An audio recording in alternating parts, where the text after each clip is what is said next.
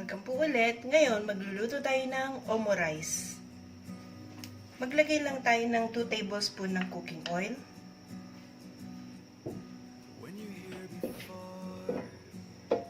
Then, 1 cup ng meatloaf. Kung meron kayong spam, yung spam na lang ang gamitin nyo. Since hindi available sa amin yung spam, beef loaf lang yung ginamit ko. Prituhin lang muna natin siya. Ngayong medyo na prito na yung ating beef loaf, paglagay naman tayo ng 4 cloves ng garlic.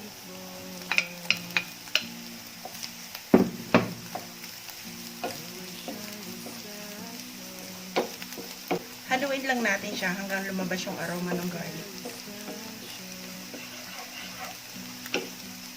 Then, lagay tayo ng 1 medium ng onion.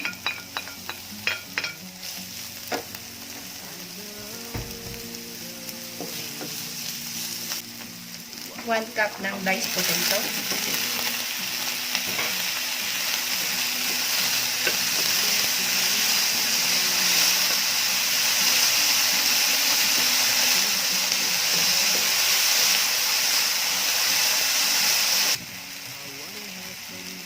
Tablespoon ng tubig.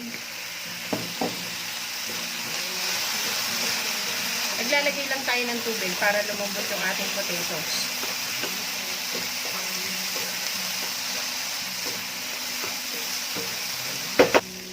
Ngayong medyo malambot na yung ating patatas, maglagay naman tayo ng 1/4 cup ng carrots.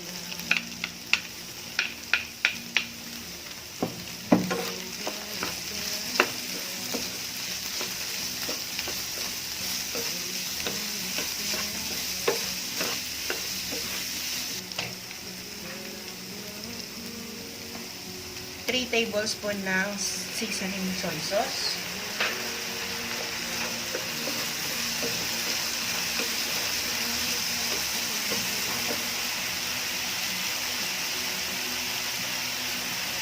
One-fourth cup ng green bell pepper. 1/4 cup ng red bell pepper. And 1/4 cup ng red bell pepper. Gusto nyo, green bell pepper lang, okay lang yun. Gusto ko lang ng maraming kulay, kaya iba-ibang kulay yung nilagay ko.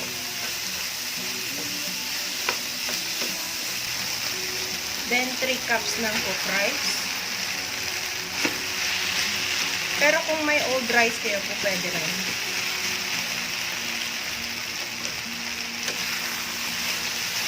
Then, mix lang natin siya.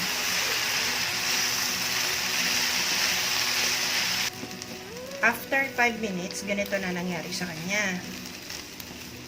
Then, hatiin natin siya into 4.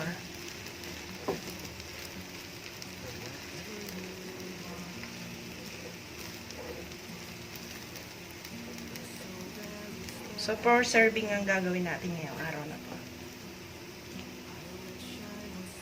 Bawat serving, kailangan natin itong gawin. Magpainit tayo ng kawali, then lagyan natin siya ng 1 tablespoon ng mantika. Spread lang natin. Then, kailangan din natin ng 2 itlog.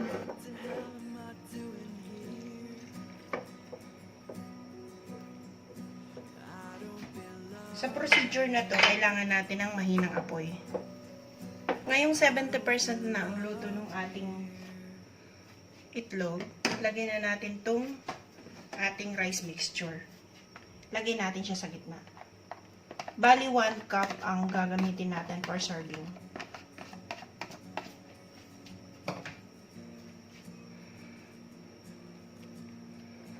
Then, fold lang natin tong itlog.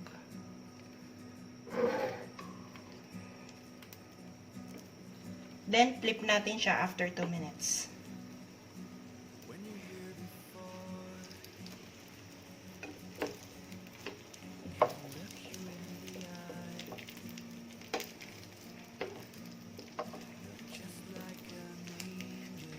Two minutes natin siya lutuin every side.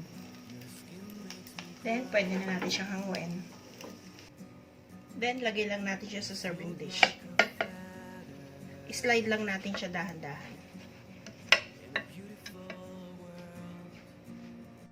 Ito po ang ating omurice. Kain po tayo. You're so very special.